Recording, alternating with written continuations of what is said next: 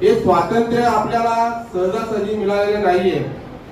त्यामध्ये अनेक क्रांतिकारकांनी महापुरुषांनी या स्वातंत्र्याच्या महायज्ञामध्ये आपल्या प्राणांची आहुती दिली, आपले प्राणांचे बलिदान दिले, आपल्या संसाराची पर्वा न करता आजही त्या कालची आपण जेव्हा पारतंत्र्य होतो त्या वेळचं जर काही आठवलं तर अंगावर काटा मारेल अशा काही गोष्टी त्यावेळेस लोकांनी सुचलेल्या आहेत। आणि त्यांच्यासाठी जे महापुरुष क्रांतिकारी उभे राहिले त्यांनी आपल्या जीवाची पर्वा न करता आपला देश स्वतंत्र केलेला आहे।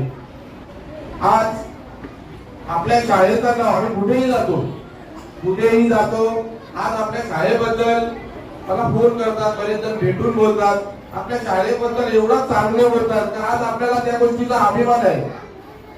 त्याच्यासाठी माझी शिक्षकांना विनंती आहे, जशी शाळा झालेली आहे त्याप्रमाणे शिक्षणाचा दर्जाही आपण वाढवला पाहिजे, आपण मेहनत घेतली पाहिजे।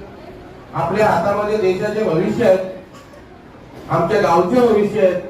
तर माझं असं म्हणणं आहे की आपण एकमेकांना कॉर्डिनेशन शालेय व्यवस्थापन समिती असेल, ग्रामपंचायत असेल, यांच्याशी तुम्ही कॉर्डिनेशन करा, संपर्क करा आणि कार्यक्रमांना चांगले नियोजन करा, जेणेकरून शाळेचं तर नाव होईलच, आमच्या गावाला सुद्धा नाव होईल। विद्यार्थ्यांच्या उज्ज्वल भविष्यासाठी आम्ही इथे बसलेलो आहोत, त्यांच्या पाठीशी आम्ही खंबीरपणे उभे राहू, आम्ही त्यांना मदत करण्यासाठी नक्कीच पुढे असू।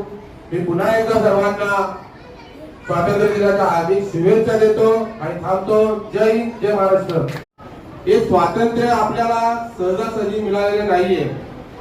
त्यामध्ये अनेक क्रांतिकारकांनी महापुरुषांनी या स्वातंत्र्याच्या महायज्ञामध्ये आपल्या प्राणांची आहुती दिली, आपले प्राणांचे बलिदान दिले, आपल्या संसाराची पर्वा न करता आजही त्या कालची आपण जेव्हा पारतंत्र्य होतो त्या वेळचं जर काही आठवलं तर अंगावर काटा मारेल अशा काही गोष्टी त्यावेळेस लोकांनी सुचलेल्या आहेत। आणि त्यांच्यासाठी जे महापुरुष क्रांतिकारी उभे राहिले त्यांनी आपल्या जीवाची पर्वा न करता आपला देश स्वतंत्र केलेला आहे।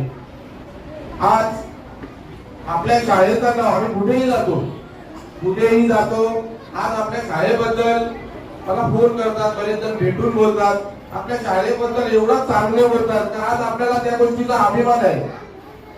त्याच्यासाठी माझी शिक्षकांना विनंती आहे,